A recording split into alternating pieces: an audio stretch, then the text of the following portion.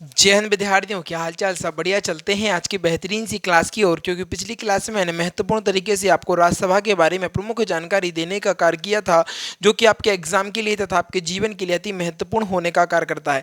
याद रखिएगा, यदि आप 2023 के अंतिम में एक बेहतरीन सी जॉब पाना चाहते हैं तो सीधा जुड़ जाएं फ्यूचर एकेडमी XYZ से, क्योंकि यह एक ऐसा प्लेटफॉर्म है जो कि आपको फ्री में सारी चीज़ें प्रोवाइड कराने का कार्य करता हो। चाहे आपको बता दें कंटेंट हो, कंटेंट जो है वो बेस्ट तरीके से दिया जाता है। आपको बता दें स्टैटिक जी की मॉर्निंग में 8 बजे सेमेस्टर की क्लास होती है, इसके बाद 11 बजे हिस्ट्री की क्लास होती है। और इसके अलावा मैं आपको बताना चाहूँगा कि रात में 8 बजे ये वाली क्लास यानी पॉलिटी की क्लास आपको देखने को मिलती है, और आपके लिए एक बेहतरीन सा सरप्राइज तैयार किया जा रहा है। और वो सरप्राइज मैं आपको कहीं ना कहीं बताने वाला हूँ, और वो उस चीज़ के लिए एक विशेष दिन का तैयारी चल रही है। कंटेंट रेडी है, सब कुछ रेडी हो चुकी है, बस थोड़ी सी चीज़ें डिले इस कारण हो रही, टेक्निकल इशू को उसमें कुछ दिक्कत हो रही है। इस चक्कर मैंने टेक्निकल टीम से बात करी तो कह रहे सर हो जाएगा। यानी लगभग लगभग एक अप्रैल से आपको एक बेहतरीन 1 अप्रैल को एक बेहतरीन सा उपहार मिलने वाला है। और टेंशन मत लेना, क्या टेंशन मत लेना, इस बार सिलेक्शन तो मैं करा कर ही रहूँगा आप लोगों का। बस फोकस करो रिवीजन पर, पढ़ो डेली तरीके से। और आप नए हैं चैनल पर तो सीधा जाएंगे प्ले लिस्टों पर। बायोलॉजी मैंने पूरी समाप्त करा दी, आपको बता दें 80+ वीडियो, यानी लगभग लगभग 90 वीडियो वहाँ पर आपको देखने को मिलेंगे, पूरी पढ़ लो। इसके अलावा आपको बता दें फिजिक्स की क्लासें डली हैं, स्टैटिक जीके की क्लास डली हैं, इसके अलावा हिस्ट्री की चली रही हैं, पॉलिटी चली रही है। किसी भी चीज़ की किसी भी जगह से कमी नहीं है, बशर्ते कमी आप लोगों की है कि आप लोग पढ़े हैं, बस तो ये कमी भी दूर हो जाएगी। और सिलेक्शन की बात है तो सिलेक्शन तो हम दिलाकर ही छोड़ेंगे आपको, बस बात मानते चलो, चलते रहो, ज़्यादा सोचो मत, ज़्यादा सोचोगे तो सोचते रह जाओगे, कुछ नहीं बचेगा जीवन में। तो चलेंगे आज की बेहतरीन सी क्लास की ओर। अगर हम बात करें लोकसभा को, तो लोकसभा को क्या बोलते हैं? लोकसभा को स्थायी या निम्न सदन हम कहने का कार्य करते हैं। क्या कहते हैं? कहना सर इसको इसे स्थायी या निम्न सदन हम कहते हैं। आप समझो, इसके बहुमत के आधार पर पीएम बनते हैं। इसमें क्या होता है? बहुमत के आधार पर क्या बनता है? पीएम बनाए जाते हैं। तथा मंत्रिपरिषद लोकसभा में बैठता है। कौन बैठता है? कहना सर मंत्रिपरिषद जो है वो लोकसभा में बैठता है। इसे हम प्रथम सदन के बोलते हैं। क्या बोलते हैं? इसको हम प्रथम सदन कहने का कार्य करते हैं। याद रखना, इसे बहुमत के आधार, इसमें क्या होता है? बहुमत के आधार पर पीएम बनाते हैं, तथा मंत्रिपरिषद तथा लोकसभा में बैठते हैं। क्या करते हैं? मंत्रिपरिषद लोकसभा में बैठता है। इसे प्रथम सदन भी कहते हैं। लोकसभा को कौन सा सदन कहते हैं? कहना सर प्रथम सदन इसको कहा जाता है। अगर हम बात करें इसकी चुनाव की, अगर बात करें तो इसकी चुनाव की बात जो है वो सीधा जनता करती है। कौन करती है? जनता सीधे करती है। इसका चुनाव जनता द्वारा किया जाता है। आप लोगों ने देखा होगा वोटिंग चलती है, तो बस कौन करता है? इसका जो चुनाव होता है जनता सीधे करती है। अतः इसे हम अप्रत्यक्ष मतदान कहते हैं। क्या कहते हैं? अतः इसे हम अप्रत्यक्ष मतदान कहते हैं। क्या कहते हैं? कहना सर इसे अप्रत्यक्ष मतदान कहते हैं। इसे जनता का सदन भी कहा जाता है। किसको कहा जाता है जनता का सदन? एक बार एग्जाम में पूछा गया कि बताइए जनता का सदन किसको कहा जाता है, तो आपको आंसर पता होना चाहिए कि लोकसभा को जनता का सदन कहा जाता है। आगे समझें, भारत का नागरिक किसी भी राज्य से लोकसभा का चुनाव लड़ सकता है। अगर भारत का वह नागरिक है तो वह किसी भी राज्य से क्या कर सकता है? लोकसभा का चुनाव लड़ सकता है। लोकसभा का क्या कर सकता है? कहना सर चुनाव लड़ सकता है। ठीक है, कोई दिक्कत? बोलो जल्दी। यहाँ तक में कोई समस्या उत्पन्न हो तो बताओ भैया। यहाँ तक में अगर कोई दिक्कत दिख रही है तो बताओ। ठीक, आगे देखो, यहाँ देखो, एक ही व्यक्ति 2 लोकसभा की सीट से लड़ सकता है। समझिएगा, नोटेड योर पॉइंट। एक व्यक्ति है वह दो लोकसभा की सीटों से लड़ तो सकता है, किंतु दोनों सीटों पर अगर वह विजयी हुआ तो उसमें से एक सीट पर क्या देना पड़ेगा? उसको त्यागपत्र देना पड़ेगा।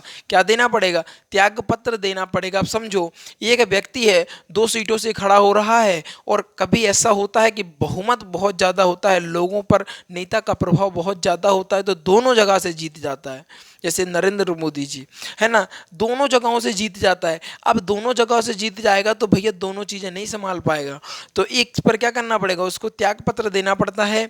एक सीट से क्या देना होता है, त्यागपत्र देना पड़ता है। क्या देना पड़ता है, कहना सर त्यागपत्र देना पड़ता है। अब यहाँ पर देखो नोट में लिखा है जब एक सीट से त्यागपत्र दे दिया तो वह कहीं ना कहीं वो सीट क्या हो जाएगी, कहना सर वो सीट तो खाली रह जाएगी। अब उस सीट का क्या होगा, तो भैया उस सीट पर फिर से चुनाव कराया जाता है जिसको हम उपचुनाव कहते हैं। क्या बोलते हैं, उसको हम उपचुनाव कहते हैं। जब एक सीट से त्यागपत्र देते हैं तो वह सीट खाली रह जाती है और खाली सीट पर एक चुनाव होता है जिसको हम उपचुनाव कहने का कार्य करता है। और ये भी महत्वपूर्ण है कि भैया सीट खाली थोड़ी ना रह सकती है। हाँ आगे समझो, ये वैकेंसी थोड़ी ना है रेलवे की, ये पुलिस की वैकेंसी थोड़ी ना है कि खाली रह जाएगी, यहाँ तो पूरी भर्ती होती है। ठीक है, यहाँ पर समझो। अगर हम बात करें लोकसभा के सदस्य बनने की योग्यता क्या होती है, ये बहुत महत्वपूर्ण है और सभी में शायद लगभग लगभग समान ही होती है। क्या है, लगभग लगभग सभी में समान होती हैं योग्यताएं। पहला क्या होता है, वह भारत का नागरिक होना चाहिए। ये तो बहुत ज़बरदस्त बात है कि भैया भारत का नागरिक, ठीक है हम भारत के नागरिक हो गए। भैया पहला पागल नहीं होना चाहिए, दूसरा दिवालिया नहीं होना चाहिए और तीसरा लाभ के पद पर नहीं होना चाहिए। मैंने पिछली क्लास में राज्यसभा जब मैं पढ़ा रहा था तब भी मैंने आप लोगों को बताया था कि जो लाभ का पद होता है वो लाभ का पद मतलब समझते हो, यानी गवर्नमेंट एम्प्लॉय होते हो उनको लाभ का पद बोलते हैं। यानी सरकारी आपकी जॉब है, सरकारी नौकरी करते हो तो उसको बोलते हैं हम लाभ का पद। बात समझ में आ रही, उसको कहा जाता है लाभ का पद। ठीक है, इतनी बात समझ लो कि जो सरकारी नौकरी होती है उनको ही हम लाभ का पद बोलते हैं। नेता है, कोई मंत्री है तो उसको हम लाभ का पद नहीं बोलेंगे, लाभ का पद नहीं बोलेंगे। पहला पागल नहीं होना चाहिए, पागल नहीं होना चाहिए, ये तो ठीक है भैया, पागल होगा वो का चलाएगा। अच्छा दिवालिया का मतलब समझते हो, कहते नहीं है कि दिवाला निकल गया, क्या दिवाला निकल गया, दिवाला का मतलब खूब पैसे वाला हो फिर उसके बाद बिल्कुल कंगाल हो जाए, रोड पर आ जाए, उसको बोलते हैं दिवाला यानी दिवालिया। दिवालिया ना हो, लाभ के पद पर ना हो, ये दो चीज़ें होनी चाहिए, तीन चीज़ें हो गई है। इसके अलावा 25 वर्ष की आयु हो। याद रखना लोकसभा को युवाओं का सदन कहा जाता है, याद रखिएगा इस बात को कि लोकसभा को युवाओं का सदन कहा जाता है जबकि राज्यसभाओं को बूढ़ों का सदन या वृद्ध लोगों का सदन कहा जाता है। लोकसभा में आपको बता दें 30 प्लस होना चाहिए आपकी उम्र, और यहाँ पर क्या हो, यहाँ पर 25 की आयु हो यानी जवान, यानी जवान यानी युवा हो गया, तो इसको युवा सदन बोलते हैं। और इसको राज्यसभा को वृद्धों का सदन बोलते हैं और लोकसभा को क्या बोलते हैं, लोकसभा को युवाओं का सदन कहने का हम कार्य करते हैं। आगे समझेंगे कितनी महत्वपूर्ण चीज़ें हो रही हैं, कितनी गजब चीज़ें हो रही हैं, आप समझ रहे हैं। संविधान संशोधन के मुद्दे पर लोकसभा तथा राज्यसभा दोनों ही शक्तियां समान होती हैं। संविधान संशोधन की अगर हम बात करें तो दोनों मुद्दों पर, संविधान संशोधन की अगर बात करें तो दोनों मुद्दे पर लोकसभा तथा राज्यसभा दोनों की शक्तियाँ क्या रहेंगी, कहना सर दोनों की शक्तियाँ जो रहेंगी कहीं ना कहीं समान रहेंगी, क्योंकि संविधान में संशोधन हो रहा है। संविधान में जब संशोधन चाहिए तो दोनों को सहमत होना चाहिए, दोनों की शक्तियाँ कहीं ना कहीं बराबर देखने को मिलती हैं या समान होती हैं। अगर हम संसद की बात करें तो आर्टिकल नंबर 79 में हमने संसद की चर्चा करी। ठीक है, याद रखो इस बात को, लोकसभा को आर्टिकल नंबर 81 में तथा राज्यसभा को 80 में रखा गया है। ये सारी चीज़ें महत्वपूर्ण होती हैं एग्ज़ाम की दृष्टि से तथा आपके जीवन की दृष्टि से। मेरा प्रयास रहता है कि आपको अपनी भाषा में यानी अपनी दैनिक जीवन की जो भाषा होती है उस भाषा में समझा सकूं, जिससे कि आपको बेहतरीन तरीके से चीज़ें समझ में आ जाएं। कहीं ना कहीं उदास मन इस कारण भी हो जाता है कि कहीं ना कहीं आप लोग सपोर्ट नहीं करते हैं। कंटेंट बेस्ट दिया जा रहा है, टीम बेस्ट दिए, लेकिन बस इस चीज़ को कह सकता हूँ मैं कि भैया वीडियो पर थंबनेल नहीं रहता है, डिस्क्रिप्शन पूरा नहीं होता है, टैग मतलब ये सारी चीज़ें, लेकिन मेरा मोटिव ही रहता है कि नहीं कंटेंट में दम होगी तो कहीं ना कहीं बच्चा सपोर्ट करेगा।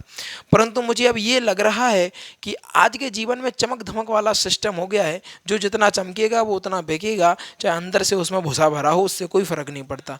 हम यहाँ से अंदर से ठोस बनाने का यानी सोना बनाने का कार्य कर रहे, बशर्ते चीज़ें ठीक है, कोई दिक्कत नहीं है, वो आप लोगों के ऊपर डिपेंड करता है। ठीक है, तो इस चीज़ को समझ लीजिएगा और उसको नोट कर लीजिएगा। ठीक है, नोट करने के बाद पीडीएफ वगैरह भी चाहिए तो पीडीएफ वगैरह की व्यवस्था कर दी जाएगी। टेलीग्राम पर डिस्क्रिप्शन में लिंक डली रहती है, टेलीग्राम पर जाएं, टेलीग्राम पर जुड़ जाएं, जिससे कि आपके जीवन में कष्ट उत्पन्न ना हो और सीधा टेलीग्राम से जुड़ जाएं। उस पर पीडीएफ वगैरह भी मिलती रहेंगी और प्रयास रहेगा कि 1 अप्रैल से आपकी मैथ की क्लासें डेली रेगुलर कर दी जाएंगी। ठीक है, बेहतरीन क्लासें रहेंगी। आप लोग कमेंट करके मुझे ये बता दीजिएगा कि किस समय पर आपको वह क्लासें चाहिए। ठीक है, चलते हैं बेहतरीन से रिवीजन की ओर, जिससे कि और अच्छी तरीके से हमें समझ में आ जाए और क्लियर हो जाए। अगर हम बात करें लोकसभा की, तो लोकसभा की आर्टिकल नंबर 81 में हमने चर्चा करी। और इसके अलावा अगर हम बात करें तो इसमें इसको क्या बोलते हैं, स्थायी या निम्न सदन बोलते हैं। इसमें बहुमत के आधार पर पीएम बनाते हैं तथा मंत्रिपरिषद लोकसभा में बैठता है। इसको प्रथम सदन भी कहा जाता है। क्या कहा जाता है? लोकसभा को प्रथम सदन कहा जाता है। इसका चुनाव जनता सीधे करती है, अतः इसे अप्रत्यक्ष मतदान कहते हैं। क्या बोलते हैं? कहना सर इसे अप्रत्यक्ष मतदान कहते हैं। इसे जनता का सदन भी कहा जाता है। भारत का नागरिक किसी भी राज्य से लोकसभा का चुनाव लड़ सकता है। याद रखिएगा, जो भारत का नागरिक है वो किसी भी राज्य से क्या कर सकता है? लोकसभा का चुनाव लड़ सकता है। एक ही व्यक्ति 2 सीटों पर, लोकसभा की सीटों पर चुनाव लड़ सकता है, किंतु अगर वह जीत जाता है तो एक सीट से उसको क्या करना पड़ता है? त्यागपत्र देना पड़ेगा।